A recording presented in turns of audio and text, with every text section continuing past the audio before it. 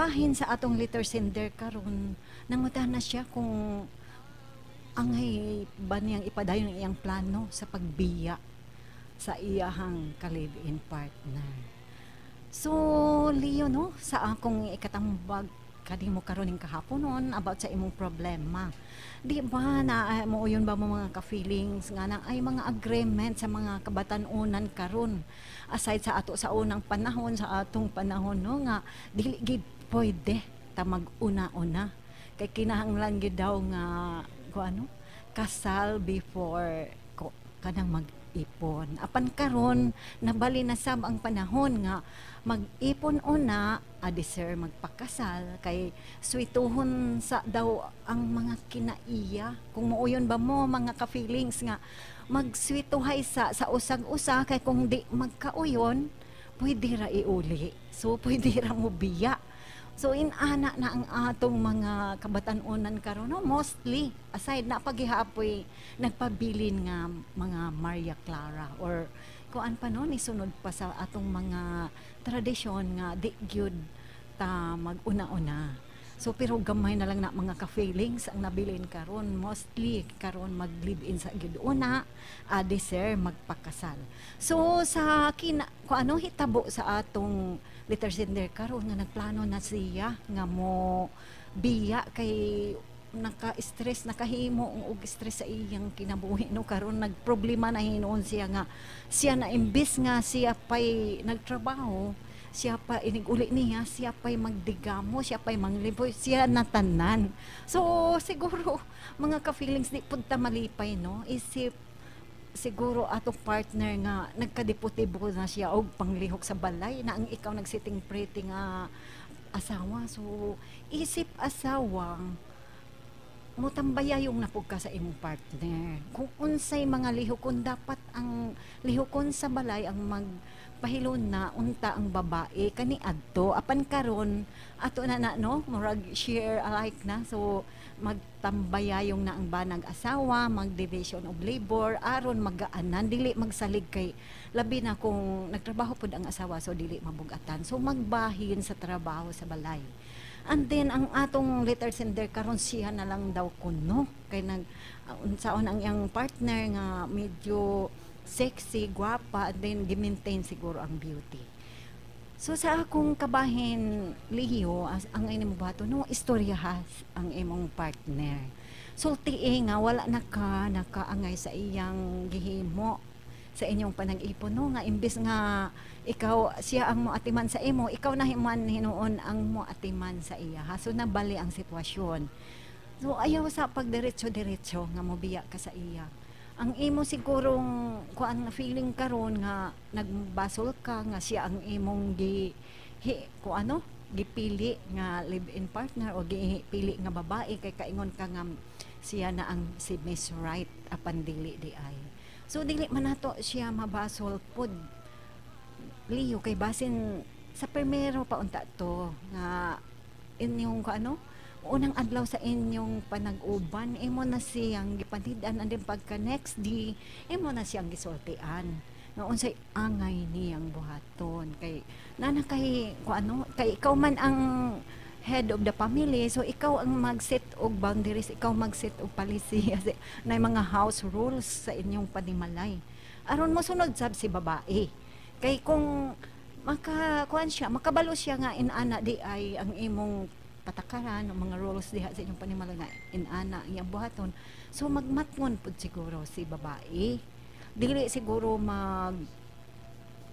mag-sitting pretty lang or bisag man limpyo na lang sa balay or magluto na lang para sa imo ha so inana depende man siguro pud na sa imong pagpasabot sa iya ha ayo pagdali-dali kay nag-ipo naman mo so pwede pa mapalig-on siguro pagbalik ang inyong relasyon pinaagi sa inyong pag-istoryahay og maayo istoryahan ninyo ang inyong problema og dili maotro tigaan mo siya panahon sa pag-change sa iyang kinaiya karon apan kung dili mamati sa imo ha so mo himo na sab ka og pamaagi nga istoryahon nimo siya pag-usab din mo adto ka sa iyang parents sa imong pahibalon sa imong mga plano ayaw pagdiretso og tabidyog kay kuan na sab no, mabad na sab ang imong imahe ngadto sa parents sa babae. So kung inana man gani na nakay-plano nga mobiya gid niya, imong planohon og maayo nga dili sab siya masakit kanang ano, dili sab siya masakitan kay kalit-kalit nimong gibiyaan kun dili inyong sabutan nga dili man gyud mo magkasinabot, dili man gyud nimo gusto ang iyang kinaiyang gipakita sa imo. So inana magbuwag ta sa maayong kabubuton. So mangita siya Mr. Right niya or mangita pug ka sa imong Miss Right para sa imuha aron magmalipayon ka sa unahan sa imong kinabuhi. So mga ka-feelings na adi ay noy mga pamaagi kung unsaon labi na ron sa mga lalaki. Unsaon ninyo pagpangita sa insakto nga babae para sa inyong kinabuhi. So, number 1, si sweet. So, namanggip ko no'y sweet nga babae nga dili nagger nga kadalihok lang kanang singka sa imuha or kanang dili magpakita og care. So, inaana. So, number 2, si makes you smile. So, naman yung mga babae, no, nga gaan sa imong gaan sa imong feeling, gaan siya gid sa imong loob nga makakatawa ka, makadali ra gyud ka makakatawa sa iyang mga ipanulti para sa imuha. So number 3 is a good partner. Your life is better with her in it. So murag lami gid siya o nindot siya nga lami imong feeling, nindot imong feeling kung kamo ang mag-uban. Next, you want to be with her. So, gusto ka nga, permi ra ka sa iya na si ang kiliran, dili nakagusto mo biya. Next, you're a dime piece. So, inana, no, ang atong imong mga panghuna-una nga medyo makahatag gid siya sa imo o kaning kabilihon.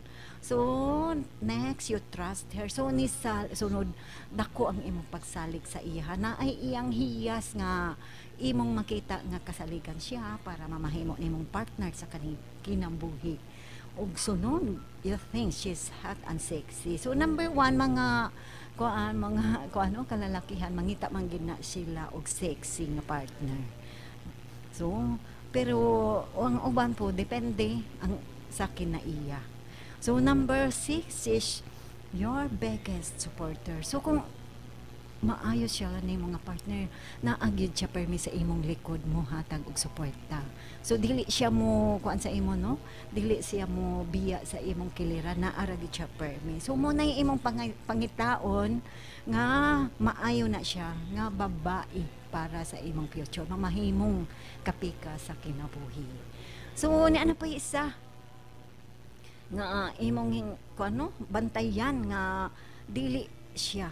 How do you know that she is not right for you? So, mga lalaki, bantayan niyo ni sa wala pa ni sud sa salag sa kaminyoon, no? Or katupang nang gilive-in nga mga kabatan-onan karon. So, number 1, you can't be yourself around her. Murag di ka mahimutang para sa iyan, murag wala ka sa imong kaugalingon. So, bisag nag-ipon na mo, apan wala gyapon ka, murag napakigipangita nga something. So number 4, you don't feel understood. So murag dili nimo masabtan ang imong kaugalingon nga na ka nakig-uban sa iya ha. So sunod, you feel like you can trust her or that she is trying to manipulate or control you too much. So kana may timan-in ninyo no nga dili ang imong murag wala kay pagsalig sa iya or naa kay naobserbahan nga mo manipulate siya sa imo nga og control kaayo siya mo, controlling siya kaayo sa imo. So di na maayo nga mamahimo nimong partner. So sunod, you can't be open towards her. So murag dili nimo no, dili kahiyang nga mosulti sa tanan nimong mga plano sa kinabuhi, murag awkward para sa imuha. So last, if the connection or feelings between you to feel forced. So murag napugos ra ka. Kamo duha siguro medyo napugos lang tungod sa unsay nahitabo sa inyong relasyon nga ka-decide mo nga mag-uban. So kana mga ka-feelings labi na sa mga wala pa or nag-live-in na karon.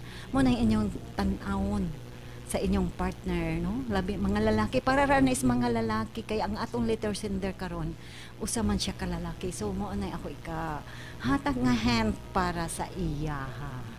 So mga ka-feelings, mora to no ang akong ika-sulti ni Leo karon nga tan-awa og maayo kay dili man sa pwede nga imong ipadayon ang imong relasyon nga wala nakakasabot og imong makita sa unahan nga dili jud ka magmalipayon sa iya. So in ana kay ang partner ko no dili na pwede nga kung magpakasal na mo dili na pwede nga pareha sa usa ka kanon nga kung init pwede nimo iluwa. So kung makasal na mo na unya mo decide na pud ka nga imong buwagan so dako na sa proseso dako na og gasto. So Sir Leo mentras wala pa mo nakasal isettle ang imong problema sa imong partner. So kung nana ang maayong buhaton no ayaw pag diretso lang og kung anta video kay dili na siya maayo kay hapit na gud mo no magdugay dugay na mag 1 year sa inyong panag-ipon apan inaana ang imong nasairan imong nadiskitahan so pwede pa masulbad or pwede pa mo live ana nga sitwasyon aron makita sab nimo nga ang imong kuno kinabuhi nga magmalipayon ka sa unahan.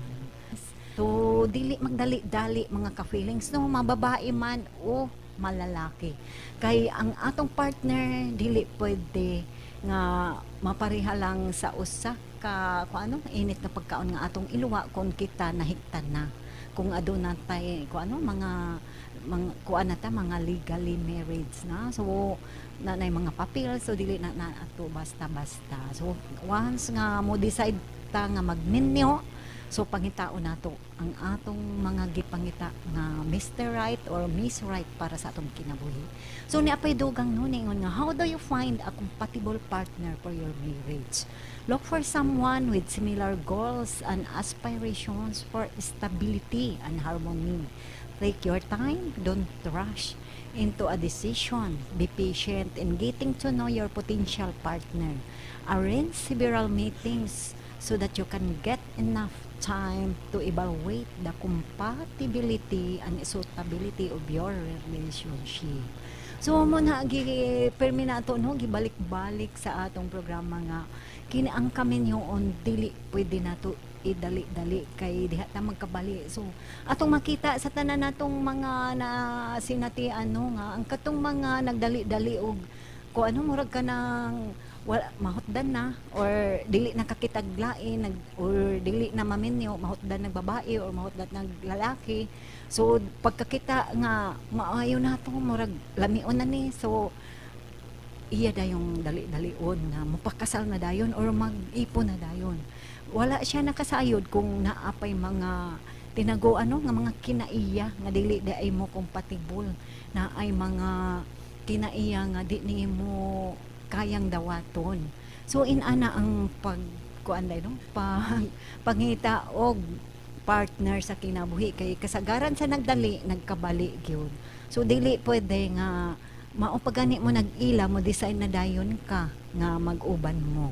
So imo sa siyang obserbahan, imo sa pati dili lang siya mismo, pati pa i-background check nimo ang family, daghan pa kag pangitaon no nga mga iyahang kan mga related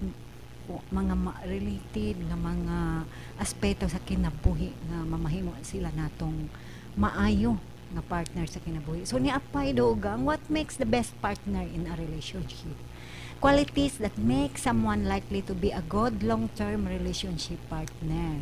Openness to new experiences, agreeability, and conscientiousness are all good signs.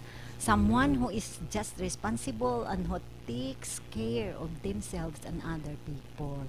So dili maayo nang makita nimo nga usa ka hiyas sa usa ka tawo nga parang permi lang bitaw siya mo kuan sa imo mo kaning disagree dili siya mo hinuon mo hatag og kaning support sa imong mga plano or support sa imong ginabuhat nga naa siya permi sa imong likod mo na nga dili na siya mamaayo nimo nga mahimo ang partner kay magkuan naman mo na magsumpaki rab mo sa inyong mga maayong huna-huna or sa inyong mga prinsipyo sa kinabuhi so maayo gyud nga atong pangitaon ang quality nga mao gyud imong gi-aspire or mo imong gi-wish nga mamahimong partner aron walay ko ano, walay basulan sa unahan kay ulahira ba ang pagbasol per me. Kung mag-una pa lang so wala gid siguro masayop sa pagpili og partner.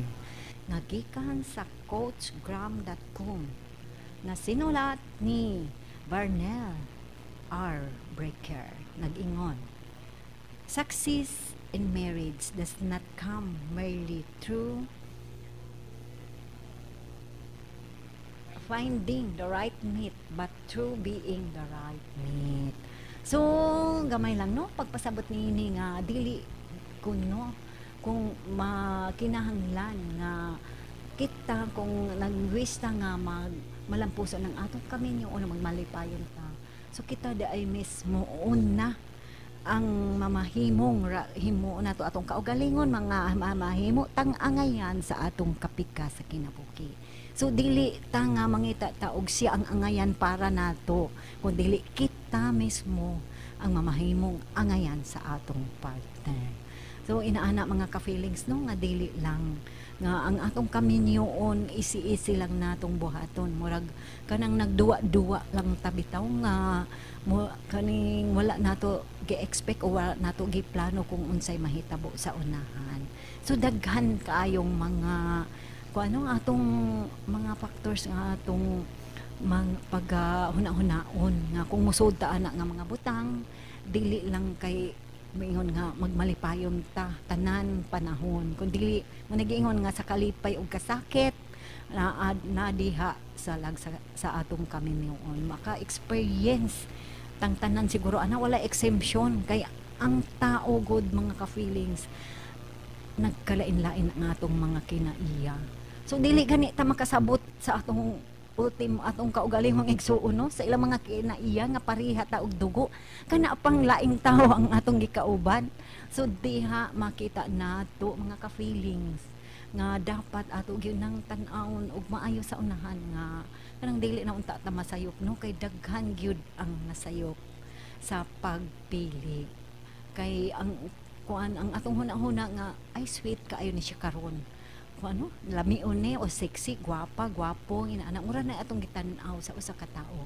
Apan ang iyang inner part sa iyang kinabuhi, wala nato nakita. So, mo na nagkinahanglan og dugay untang panahon sa pagswetohay sa usag-usa. Dili kay isa lang kaadlaw or tulo lang kaadlaw nga nagkamit or maabtan lagbuwan o simana baka hara nag-ipon na dayon or naghimo na dayon mga butang nga alang lang sa ano usa ka kanang minyo nga mga buluhaton. So inana karon ang atong tan-awon para dili ma-failure ang atong kaminyoon kay sa kadaghanan karon murag pila na lang ka porsyento ang nagpadayon no or na successful ang marriage tungod sa atong pagdali-dali kay dili maayo gyud na ang ato untang i-follow unta ang atong brain o mosunod lang unta ang heart pero mabaliman good mga ka-feelings no kay tungod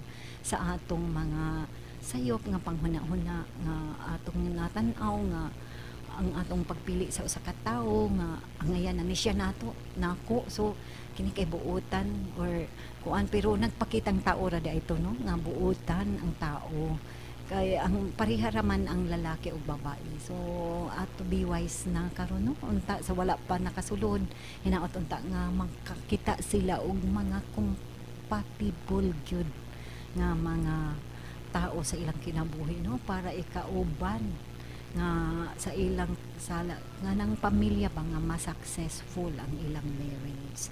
So mga ka-feelings, karon ato ipadayon ang atong pagbasa sa atong Bible verse for the day na atong napili no gikan sa sulat sa 1 Samuel 17:11 nga nag-ingon. When Saul and all Israel heard those words of the Philistine, they were dismayed and greatly afraid.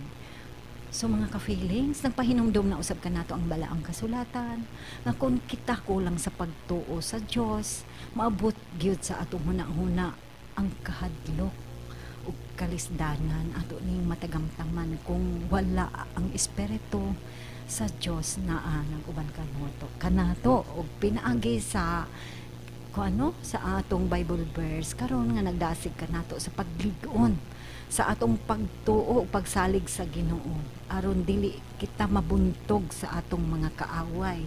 So pareha sa gimen sa atong Bible verse for the day nga miabot gid ang panahon nga ang mga Israelites or mga kaaway katong mga tao nga sa Israel sa una nga nibati man sila ug kahadlok kay nakulang ang ilang pagtuo pagsalig sa Dios. Samantay igong oras sa atong pagpadayon sa atong programa karon ning kahaponon uban sa atong control nga si Engineer Primo Canton Flores. Salamat sa inyong pagpaminaw ug dalay ko ng Dios.